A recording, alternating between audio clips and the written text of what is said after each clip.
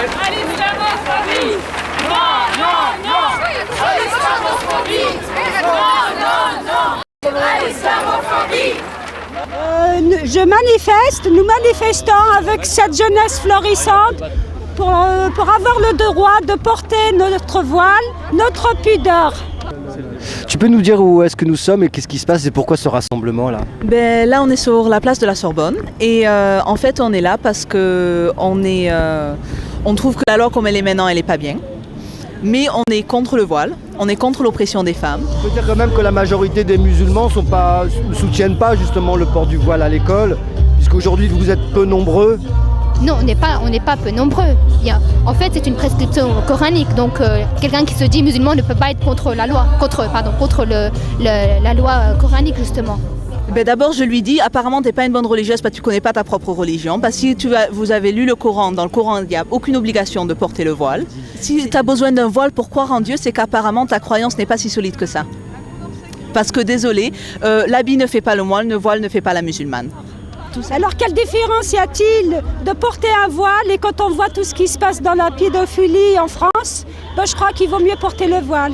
Je suis désolée, on est en 2004, les mecs ils ont à contrôler leur propre impulsion et en plus à l'école c'est des mineurs qui se promènent. Pourquoi il faut contrôler l'appât sexuel des mineurs en leur portant un voile, en limitant leur liberté? En Angleterre, le foulard est autorisé, la kippa également, il y a également en Allemagne, en européen sauf la France, il n'y a aucun problème. Mais si on regarde ce qui se passe en Europe, dans tous les pays européens, ils en parlent d'eux aussi, interdit de porter le voile dans les écoles, sauf qu'en France ça se fait avant, parce que l'immigration en France est plus ancienne. Si on regarde en Turquie, en Tunisie, qui sont des pays musulmans, là-bas, ils ont depuis longtemps des lois qui disent vous n'avez pas le droit de porter le voile. Et c'est pas un truc islamophobe, c'est juste que il faut mettre des limites, sinon il y a la cour de récréation qui est sous la politique et sous la religion, et c'est pas le but.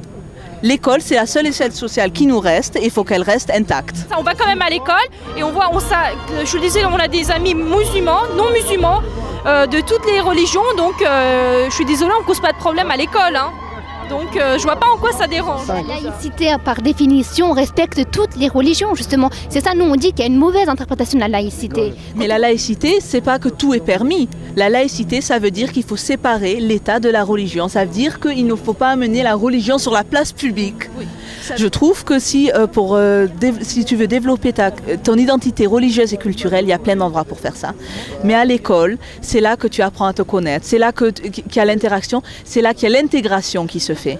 L'intégration se fait parce que des petits Français, des petits Algériennes grandissent ensemble. Non, non, non, à l'islamophobie. Parce que toutes ces filles, quand elles portent le voile, c'est pas dire je veux porter le voile, je veux être oppressée, c'est une manière de dire je veux avoir mon identité, je veux être arabe.